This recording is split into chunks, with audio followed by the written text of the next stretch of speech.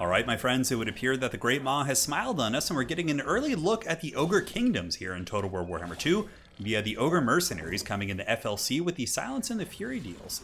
So quite exciting for sure. So essentially these Ogre Mercenaries are recruitable in campaign. They appear on the map much like Gotrek and Felix. So after the site of a battle or some sort of a raising, they appear nearby. You can go and recruit them. You can hire them essentially. They have upkeep and an initial cost. And yeah, they're certainly quite cool. Obviously, in the later game campaign, they're not going to be super useful because they won't have synergies with your lords.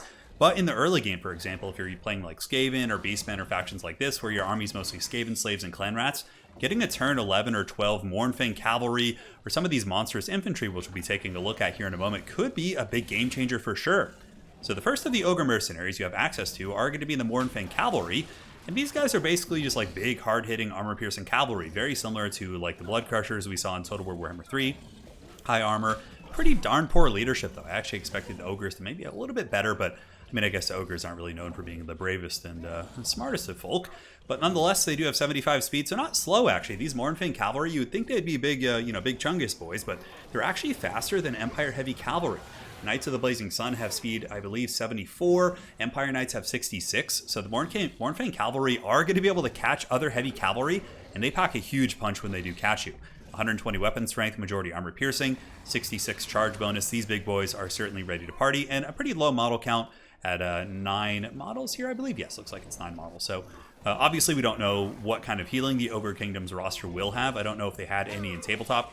As far as I know, though, the Ogre Kingdoms are really about eating stuff, right? So I think there might be some mechanics where, you know, they can feast and heal. At least in campaign, they're going to have some big replenishment, I would imagine, from that type of thing. But yeah, very, very cool. I'm quite excited to see Ogre Kingdoms fleshed out. I mean, we do have 5 units in total here that we're looking at. So it makes me think that, you know, obviously this is a decent portion of a roster. I mean, you add some lords, a couple support units like goblins and, various like Skaven slave type units and hobgoblins, and bam, you got yourself a roster. So these are the Mournfang cavalry. So next up, we'll put these bad boys in the back and we'll be taking a look at the basic ogres. So thanks to Dwarf Plays actually modded the ogres into multiplayer. So essentially, we are going to be able to show you a battle with the ogres teaming up with the Beastmen and the Empire and a couple other factions here over the course of the next few days. In this video as well, we'll be doing that. So in summary, in this video, we'll be looking at the Ogre Mercenaries, their stats, talking about them. From there, we'll be going and showing you the rework to the Dwarves that they got in multiplayer because they did get some nice changes, including Thorek, and we'll be showing a battle after that. So you guys hopefully will enjoy this bad boy. So these are the basic ogres, and this is essentially the faction trait, or one of the traits that we at least see right now, is when attacking braced charged defenders, this unit only loses half of its charge bonus. So I'm surprised the Mournfang Cavalry don't have this. I mean, they're pretty massive for sure, but the basic ogres here do have the ogre charge. So for example, if they charge some braced halberds or spears, they still will benefit from half of their charge bonus, which I think is really cool. A lot of people kind of wondered about how ogres would deal with spears and braced formations, but apparently they're still going to be quite impactful. And we'll do some fun testing to show you guys how much damage they can do against infantry. But yeah, they're pretty badass for sure. So those are the basic ogres. Those will probably be the most like bare bone variant, right? Next up, we have the dual weapons. The dual weapons are the bonus versus infantry. So compared to the regular ogres, who have 72, they have slightly less weapon strength. But again, they do have the nice bonus versus infantry. They have the ogre charge. Pretty much all the ogre units here do have the nice 44 charge bonus and, of course, the ogre charge. So yeah, stat line's pretty much identical to the basic ogres, but these guys do have the dual weapons. So that's going to be them. Next up, we have the more elite ogres. These ones are the heavy hitters. These are the man-eaters, and I guess they've been hanging out with the Pirates of Sartos a little bit too much, but these ones, I don't know if the ones that we see in the Ogre Kingdoms will have, obviously, the pirate aesthetics, but these ones do. I actually think that the ones in the Ogre Kingdoms probably will look a little bit different.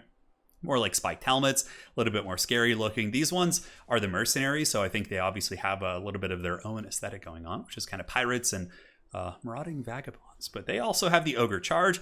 Pretty decent little stat line, low in armor though for sure, but a big HP pool, and they have anti-large, they have armor piercing, very much like Famir, right? They're lightly armored Famir, so I would imagine they'll be priced appropriately, but what's cool again is that they do have the ogre charge ability, which means they will be ignoring the charge defensive units, at least partially, so they'll still get a charge bonus of 75, and look at the difference here. They have 80 leadership, and they do have the great weapons as well. These are the man-eaters, and the other ones are basic ogres. So let's go ahead and put them over here. And last but not least, this is the last of the ogre mercenaries that you can recruit. These are the man-eaters with the ogre pistols, and these guys I think are my favorite. They have the huge blunderbuss, which actually hits like an absolute truck. It does have 96 missile strength with a majority armor piercing. 140 range too, so I mean the Ogres are going to be getting like basically their own variant of handgunners. These guys obviously won't be super efficient at shooting against high multi-model units, like let's say like spearmen or halberds or like, you know, things like that. But against elite infantry and also against single entities, I think they'll do pretty good. I mean, if you multiply the 96 missile damage by 12, that's going to be some punch. Plus, they're not bad in melee, so they can get in there and go fisticuffs. So in summary, these are all the Ogre Mercenaries. I think it's giving us a very nice look at what some of the Ogre Kingdom stuff will look like. We get a little glimpse into the passive here via the Ogre Charge. So what we'll be doing now is we'll be jumping out and taking a look at the Dwarven rework, because the Dwarves have gotten a pretty substantial rework via the runic system. Dwarven runes are completely changed. On top of that, there have been a couple other multiplayer changes, especially with the Master Engineers, which will be very exciting. So you guys will be seeing all that, and then from there we'll be jumping into a battle between the Empire and the Dwarves, where the Empire, you know, Karl Franz got sick of his Empire losing to the Dwarves nonstop, so he decided to bring some Ogre Mercenaries, and you guys are in for an absolute treat as they take on Thorek Ironbrow. So we'll see you guys with the Dwarven update in just a second. Guys, quick look here at the Dwarves. We do have Thorek Ironbrow, pretty badass for sure. He's got Mjolnir, the Hammer of Thor, as you guys will see in his campaign coming up. It's pretty cool.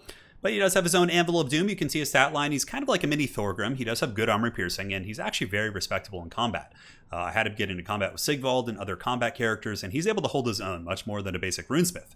Runesmiths, of course, if you put them on the anvil, they have 340. They don't have good armor piercing, but Thorek, he doesn't mess around. This guy is the OG. So looking at the runic system, it's completely reworked. We have the Rune of Negation here. We have the Rune of Oath and Steel. We have the Rune of Wrath and Rune, which has obviously been massively changed. So what it does now is it does AoE fire damage. So basically you cast it, it does an explosion from the center, and you know that's pretty much it. It's basic stuff right there. But what's neat about it is that it you also still get the slowing rune, but there's a whole nother rune, so it's not like we lost our slowing rune. Also, on top of that, all of the Dwarven runes do indeed have a cooldown now. So if I cast one, well, it had cooldowns before, but if I cast one rune, it puts all the other ones on cooldown. So you're basically getting more variety in terms of what you can bring to the table here with the runes, but there is some downsides as well. And there's also a cast time. Runes do take a couple seconds to go off. So here we have the Rune of Speed. This one's pretty good. I think this is very nice for Slayers. It gives them 45% speed, putting them up to almost 60 speed, allows something like Dragonback Slayers to really catch something, and on top of that makes them more proficient in combat with their 24 melee attack. Here we do also have the Rune of Slowness. This lowers charge bonus, charge speed, and speed as well. So yeah, that's the classic one. Now, as far as his items go, he does have Thorek's Rune Armor, which gives nearby allies armor as well as flame resist. That can stack okay with the Slayers, and Thorek does also have some passives, including the Rune of Hearth and Home, which you guys know about, the Master of Ancient Lore, which when he's engaged in melee, it does lower his ability recharge, and he has the Forge Fire here, which does lower armor by 15, which has been changed. Forge Fire used to just give general AP, but now it does have this debuff.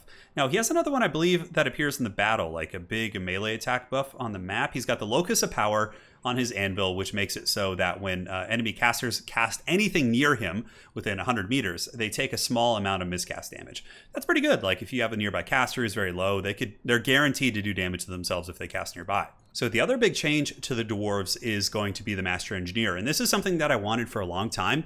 So they have a restock. So Dwarves can essentially restock their ammunition, but where this is going to be really, really good in multiplayer is actually going to be on gyrocopters and gyrobombers. You can replenish the gyrocopter machine gun. So I really do think we're going to be seeing some disgustingly powerful multiplayer builds where basically you have Master Engineers with gyrobombers, because gyrobombers have very powerful machine guns. It just has really low ammunition. So if you're able to buff the ammo of the gyrobombers and or gyrocopters with the restock, man, oh man, you're going to be enjoying life. They have ballistics calibration, entrenchment, and the new ability that they have is Grombrindle's Flash Bomb. So this lowers speed, charge speed, as well as melee defense of the target. It has a pretty short range, and it's just like one single target and a couple units around them in an extremely small radius. But ultimately, I think the changes that the Dwarves got, extremely strong. We have Thorek Ironbrow, who's a very good competitive lord, basically gives the Dwarves a good like caster type option. And on top of that, Master Engineers, I think you're going to be seeing at least one in every build for the restock. They also happen to have the Fire Ring of Thori, which is incredibly powerful. Dwarves they're back in business, man. So if you're a Dwarf fan, you're really, really going to be enjoying the changes. Anyways, guys, without further ado, let us waste no more time and jump into the Empire/Ogre Kingdom battle facing off against the Dwarves with Thorek Ironbrow. Man, oh man, you guys are in for a treat. It was an absolutely crazy battle. All right, guys, and now we're here to take a look at the runes in action. So as you can see, we have this nice little tooltip here, but basically, when we cast a rune, it puts all the other ones on cooldown, and of course, the rune that we did cast is going to be taking exponentially longer to come back. On top of that, runes can be overcasted right now. So if we overcast this, it increases the duration, but it also increases the cooldown. If we overcast this, it gives you just pretty much a greater slow. If we overcast the rune of speed, it extends the effect duration. If we overcast the rune of breaking, again, extends the duration. If we overcast rune of wrath and ruin, it does greater armor piercing damage. So the basic variant just does like, light damage against things like battle pilgrims or whatever. But the overcasted version is effective against things like chaos warriors. We have the Rune of Oath and Steel, which gives you greater armor, and that is pretty much it. So now we're going to move in. We do also have the Rune of Doom. So Thorek does have this. It's a map-wide buff. So basically the dwarves got Imric's Horn, the Vuvuzela, which I think is very good. Oftentimes dwarven battles are very, all in, right? The attack happens all at once. So buffing up all your Longbeards and other troops in the front line is very, very strong. It also causes fear as well, or imbues your troops with that. So we'll get in here and fight. You can see that he's going to probably be able to manhandle this Bretonnian Lord pretty easily, considering he has good armor piercing. I do think that Thorek probably will be very standard in multiplayer. I think he's a highly competitive pick with his Doomhorn. So firstly, we're going to move in, attack these bad boys, and we will be using the Rune of Wrath and Ruin to do some damage. We'll let him bunch up a little bit, go after the Lord, pop this, and now we can go ahead and use the Rune of Wrath and Ruin. So we can just cast the basic variant to check it out. You'll notice there's a cast time on all runes right now. So the cast time goes down, Rune of Wrath and Ruin goes, and that is really good damage. Now, they were very bunched up. If they weren't as bunched up surrounding him, it would be a little bit different. So there's the Vuvuzela of the dwarves, the Battle Horn. It takes a couple seconds to go off. It goes off. Its melee attack is 69. You'll notice that all the runes are now on cooldown. It's a shorter cooldown, but the one that you did use is going to be taking quite a bit longer. But yeah, he's pretty good in combat. I mean, surrounded by infantry, able to really smash this Lord, which, again, it's an armored Lord. It's not squishy. So he gets in there, gives the Dirty to that character. You'll see the runes are now back in business. So we can then overcast another one, for example. We can give him the Rune of Breaking, which is a pretty cool one. It actually imbues your unit with armor sundering. It also gives him just base damage in general. So now Thorek does have armor sundering. So for example, in a matchup in which Longbeards have to fight an armored unit, you can do that and it will really, really help out quite a bit. So you guys get the picture. He's certainly going to be very good. I think he'll be a very strong pick. He has great utility. His items are nice, and he also lowers the armor of nearby units and buffs the armor of your units. I think that has a lot of synergies in the Dwarven roster with Iron Drakes, obviously with basic infantry, Dwarf Warriors, Longbeards, Blasting Charges too, right? Blasting Charges really, really love light armor. So Rune of Wrath and Ruin is up. We can try overcasting right now so you guys can see. Also on top of that, it will be adding to the cooldown, if I'm not mistaken, so the cooldown will be quite a bit longer. But look at that. I mean, that's very respectable damage. Serious stuff. All right, so that is it. You guys have seen the basics. The Dwarves have had a very substantial reworking campaign as well with their runic system. There's a bunch of new stuff that you can craft. But in this video, we're going to be focusing explicitly on the battle side of things. And also, we'll jump in and show you the Master Engineer real quick before we get into the battle. So that is it, and we'll see you in just a moment. And now, ladies and gentlemen, the battle is upon us. We have the Dwarves versus the Empire. It's going to be Karl Franz against Thorek Ironbrow. But Franz did not come alone. Like I said earlier in the video, he's been tired of his Sons of Sigmar getting beaten up by the dwarves in multiplayer, and he's brought some very serious friends, some Ogre Mercenaries.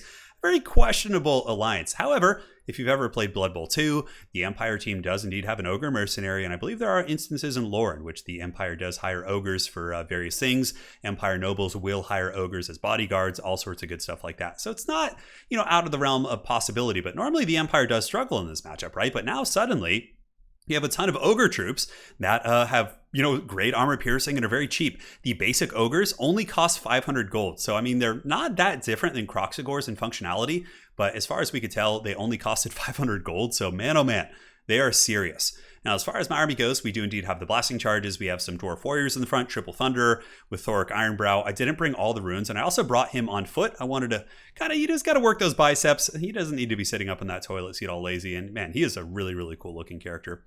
He does have the Rune of Slowness, the Rune of Speed, Wrath and Ruin, as well as Rune of Negation, and of course the Master of Ancient Lore, Rune of Hearth and Home, and the Forge Fire, and he's immune to Psychology, which is quite cool. So Thunders, we got Dragonback Slayers in the back, Longbeards with great weapons, double cannons, and we have Longbeards and more Slayers here in the backfields. So for the army of the great Dav plays, and again, a huge shout out to Dav. He was the one who made this all possible by modding the good old Ogre Kingdoms into the multiplayer, because in the current build, we can't, you can experience them in campaign and recruit them there, but we couldn't pick them in multiplayer, but Dav found a way. And yeah, man, big props, big shout out to Dav. If you guys haven't been to his channel, please head on over and give him a big thank you for making this possible. So for Dav's army, he's got double Hellstorm rocket batteries, very good positioning by Dav. He's a true son of Sigmar, so he knows the ways. He's got the Hellstorm rocket batteries behind the tree line. His front line is going to be swordsmen backed up by ogres. And I believe he has some Ogre dual weapons too, which are really good against Dwarves. Bonus versus infantry. They also ignore the charge defense by half, so they can charge into my charge defense units and really do some serious damage. So I got to Last Samurai them before they get close. We got Karl Franz on foot, we got Felix, and the caster I believe is going to be a life caster. I'm not quite sure. No, it's actually a death caster on the back for Spirit Leeches, but the Sons of Sigmar do advance on the, I don't know, is it the Children of the Ancestors? The Sons of Grungni, something like that? I mean, Valia's Children, there's so many different names I suppose you could use. But Thorek Ironbrow, he stands proud, the Runesmith. I'm so excited to actually see him being used in competitive play, and of course I'll be playing his campaign. The video for the campaign should be going up tomorrow, maybe later today. I'm not quite sure. I'm not prophetic in that way. This is being recorded a couple weeks prior, but we'll do our thing. So Hellstorm rocket batteries blasting in. Hellstorms have always been very good against dwarves, and basically to counter Hellstorm rocket batteries as dwarves, sometimes you just have to eat the shots, but you want to spread out into a thin formation, because if you're very bunched up for efficient turning, you can be blasted, but otherwise, it can be pretty bad. So the ogres are charging in, being blasted by cannonballs, all sorts of stuff like this, and at the time I was like, oh man, this is kind of rough for Dav, because the ogres are just getting gatted down, but then I realized they only cost 500 gold, and here comes the first charge as the ogres just leap into the dwarven warriors and cleave them asunder. Look at the big shoulder check right there. Man, that was an extremely cool shot. And they do some big damage too. These ogres are no joke. Kind of softening him up for the swordsman a little bit. But yeah, they get in there. The dual weapon ones are the ones you really want to keep an eye on. So on this side, we got blasting charges. The dual weapon ogres are running in, and they are going to be engaging through the fire and flames against the minor infantry. And they should be able to do some big damage. These guys do not mess about as they pile in. I think they were trying to run through onto the blasting charges, but my basic infantry in the front will not be holding for that long as the ogre lines just slam in and really start to do some good dedicated armor piercing. Hellstorm rocket battery still pounding into my troops. Meanwhile, in the front line, Karl Franz standing shoulder to shoulder with the ogres. I'm sure he never thought he would be teaming up with the Ogre Kingdoms, or I suppose Ogre Mercenaries, but it's worked pretty well. I've had to send some Slayers in to kind of hold back the ogres, allowing my guns to shoot in, and some of the ogres are falling, but they're still really putting a dent in many of my formations, which normally the Empire wouldn't have too many good tools to deal with, right? Here comes more ogres surging through. They're pretty darn fast as well. The ogres, even the basic 500 gold ogres, they have like 54 speed or something like that. So they can be used in a very maneuverable way. They can get around the back of your formations. They can chase down heavy cavalry. I think they're going to be bringing a ton of utility, and I'm very excited to see the actual roster when we, of course, do eventually get them. And I'm still pretty convinced that they will be the pre-order faction for Warhammer 3. So they're probably going to have like an awesome Lord of Magic to protect them from missiles. They'll have a bunch of infantry chaff units to support them.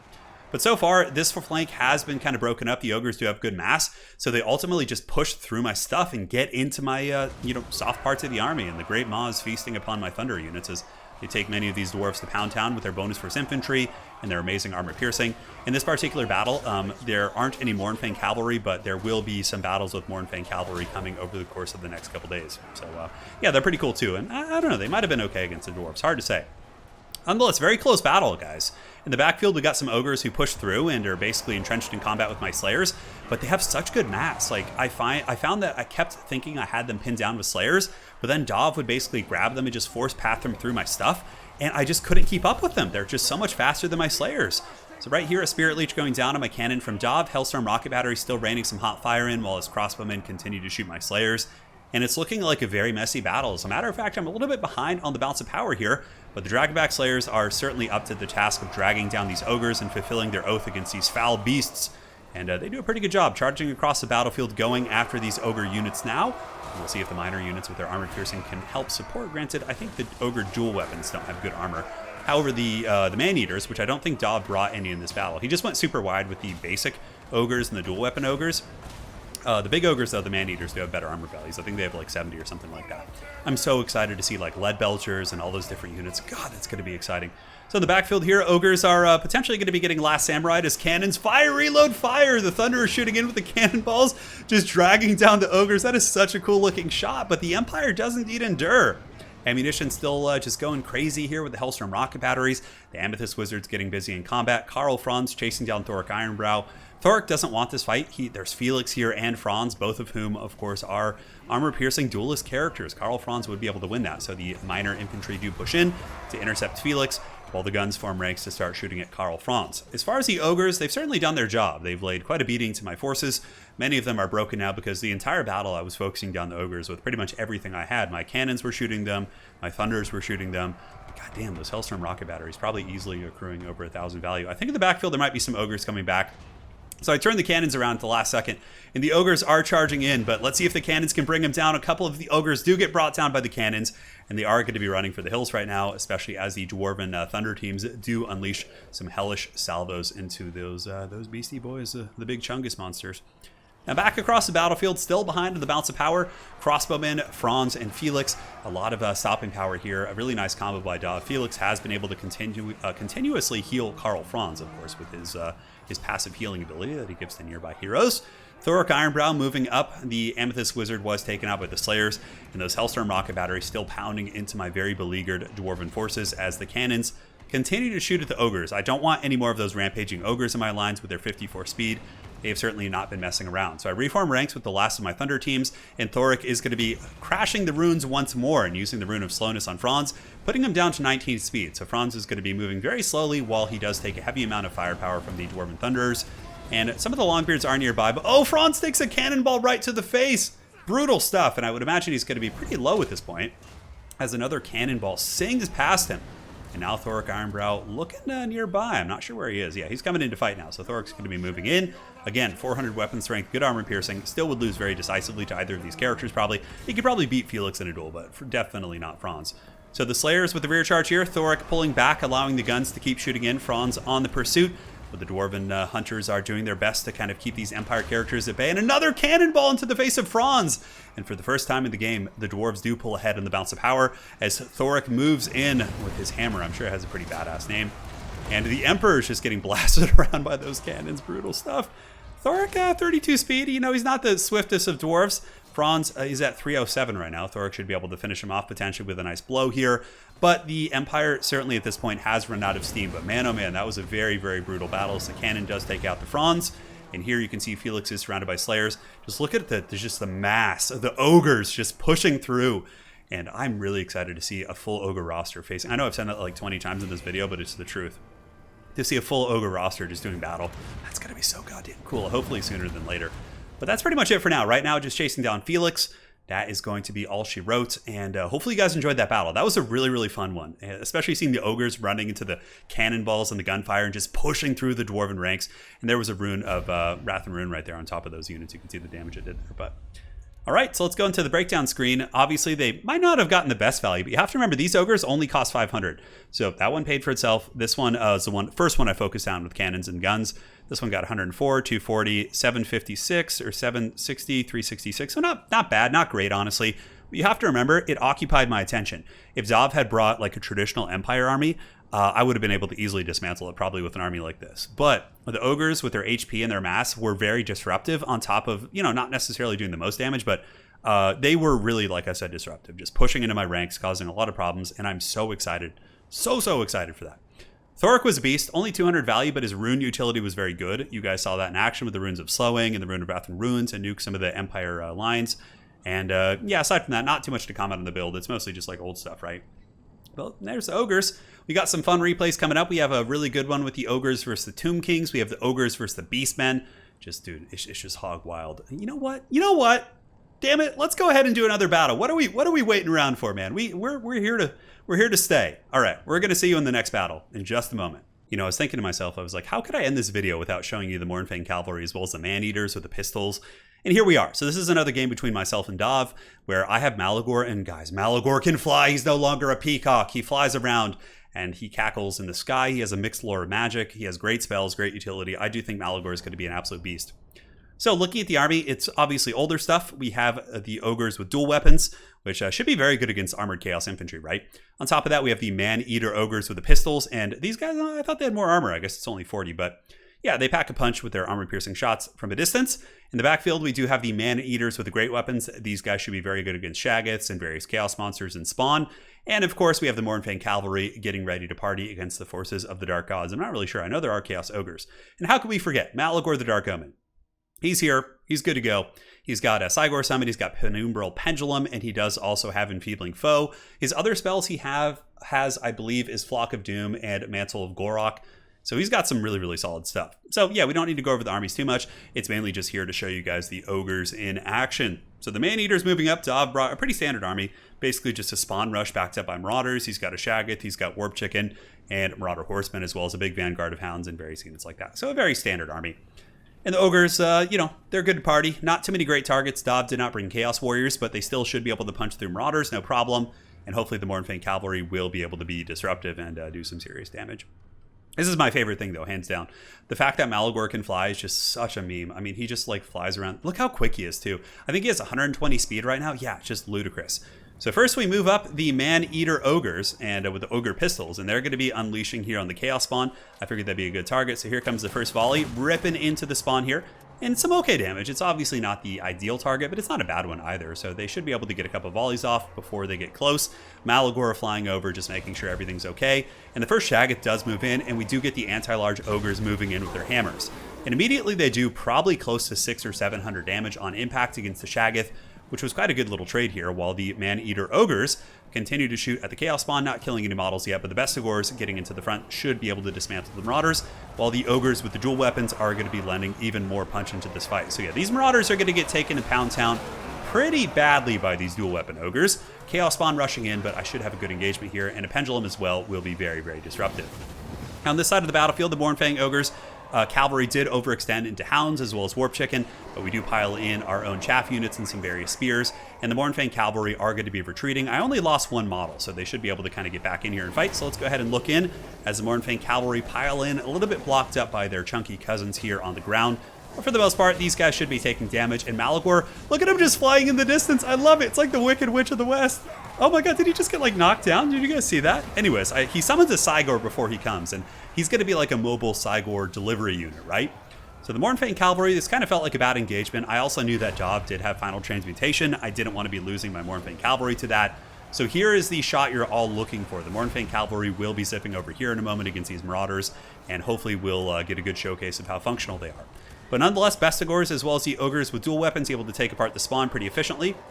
Malagor fighting in the main trenches, but is going to be forced to pull back, while the Man-Eaters with the Ogre Pistols are going to be getting into combat. Man-Eaters pretty proficient with their big cutlasses, should be able to put a dent in spawn, and it looks like they also do shoot their pistols while they're in combat. So hopefully that will equate to substantially more DPS. But pretty close battle at this point. I did forget about my Centaurs for the first 2 minutes and 40 seconds of the battle, but now they're going to be coming in, collapsing and causing problems, while the Mornfang Cavalry are now entrenched here fighting against the Chaos Marauders, and they seem to be doing pretty well. I keep missing kind of the engagements with them, but yeah, they're beating these guys down. They hit like absolute linebackers. Talk about overkill. What you really want them against is armored infantry like Chaos Warriors, enemy cavalry. If there was Chaos Knights, for example, Mornfang Cavalry probably would be able to dominate them pretty efficiently there. Anyways, pulling back my Raiders, Balance of Power is still dead even at this point. We do have the Ogres with dual weapons battling it out in this monstrous fight with the Chaos Spawn, Searing Doom going down from Dav. Not really sure what kind of damage that did, but it would appear to be pretty good. Yeah, put those dual weapons down very, very low, and you can see some of the Ogre Pistols shooting from across town. And the Mornfang Cavalry are trying their best to help stop up the Warp Chicken. So we have the battle of the no longer Peacock versus the true Peacock. Sartorial, you know, he still can't fly. I wonder if when Chaos gets updated, if they'll let him fly, much like Malagor. I think they will, because I would imagine, you know, Lords of Change will be able to fly, right? So I bet you that Sartorial will be able to fly at some point. Malagor coming across the battlefield. I did see an opportunity to goon the Shaggoth. Just another showcase of his utility, right? Being able to zip over here with 120 speed. He summons his Cygor behind the Dragon Ogre Shaggoth. On top of that, I do also have the anti-large Man-Eaters in here, so they got their big beaten clubs, and we're really, really taking down the Shaggoth. On top of that, Malagor is going to be coming in for a rear attack. Malagor will be very efficient at charging into that Dragon Ogre Shaggoth. We'll keep dropping them bows. Here it goes. Cygor, of course. It's pretty hard. Cygors are such cool creatures. I was at my local game store, and there was a game going on between a Beastmen player. They were playing Age of Sigmar, but it's Beasts of Chaos. It's pretty much the exact same, right? He was playing against Skaven, so it was like watching a Warhammer fantasy battle. It was really fun. But the Dragon Ogre getting absolutely dominated by the Man-Eaters with their anti-large hammers, and of course the Cygor was able to do some big damage. So apparently drinking Red Bull gave Malagor wings, and he's going to be continuing to hunt down that bad boy. And here comes the Warp Chicken, looking to do battle with the Cygor perhaps, while the Bestigors grind against the Chaos Marauders. The Man-Eater Pistol Ogres did come to the aid of the Ungor Raiders, and only like 2 or 3 of them came in and were able to really dispatch of many of those Marauder units. Now they're going to be lining up their pistols, shooting from downtown, and like I said, 140 range, and they actually seem to have pretty good accuracy as well, as they unleash some really solid salvos of fire here into the Chaos Spawn. In the distance, the Cygor continues to waddle after Sartorial, and this battle is really looking quite close. I mean, I have the Man-Eaters left, not too many Ogres. Many of them were used as blunt instruments. I do have the Mournfang Cavalry in the back, who I would say probably were the least efficient. But again, based on the army Dav brought, he didn't have any targets for them. But they still were okay disrupting some of the infantry.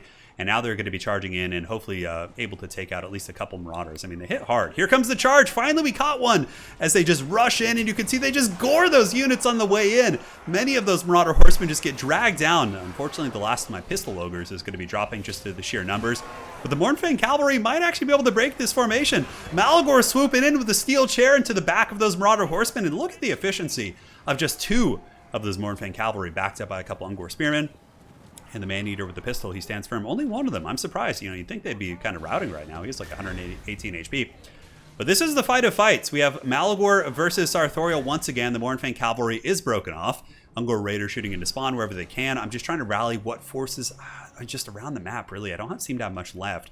The spawn getting worn down.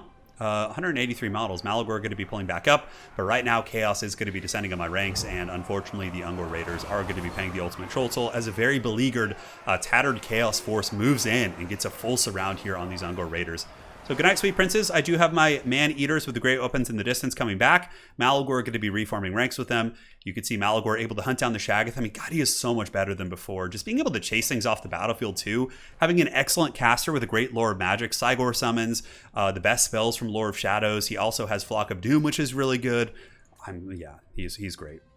So here it comes. The Man-Eater Ogres do charge into Sartorial, doing a fair amount of damage on impact. He's at about 1900, but the Ogres do bring him down to 1500, while a couple of them do get blasted by the Searing Doom. 1400 right here, guys. The balance of power is kind of creeping back. I love the shoulder check animation from the Ogres.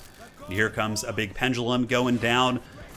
Should be able to hit some of the Marauder units. Probably should have waited till they were a little bit more tightly packed. I kind of got a little excited, thought the battle would be ending quickly. But now we have Malagor. Will he be able to finish off Sartorial? Sartorial is at 976, very, very low. You know, if Malagor can win this fight, he's got 55 melee attack, punching into that 40 melee defense and extremely low armor. Down to 670. Will Malagor connect again? He does. I think if Malagor is able to hit Sartorial, that will be all she wrote. I think the chicken and the rest of his forces might break off, especially considering that he is the stopping power here. There is a Shaggoth coming back, but chances are the Shaggoth will break. And will Sartorial get the fight? So the fight is on. Unfortunately, Malagor will get terror-routed before he gets that last hit. GG, well played. Super fun game. And we got to see some of the pistol variants in action. They got some okay value. I think like 800. The great weapons did very good. We got 1400 there. Mournfang Cavalry kind of got swarmed. And the basic Ogres just got, you know, out-traded by some of the assets they did fight. You know, there weren't great targets for them. We were kind of shoehorning them into builds in which obviously they normally would need, you know, other types of support. But yeah, it was really fun seeing them in action. Hopefully you guys enjoyed this. So we got a look at the Dwarven Runic system as well as a couple battles. And I think that is going to be it for today. So again, big shout out to Dob Plays for not only playing these games, but for making it happen with the mod action. And that is it for now. You guys take care of yourselves. We'll see you on the other side. I'll, of course, be streaming today as well. I'm going to be doing a stream either of the Dwarven campaign or maybe just going over the Beastmen rework. We'll see. Should be fun either way. So we'll see you guys then, and looking forward to a lot of hot action in the next couple weeks. Cheers, my friends.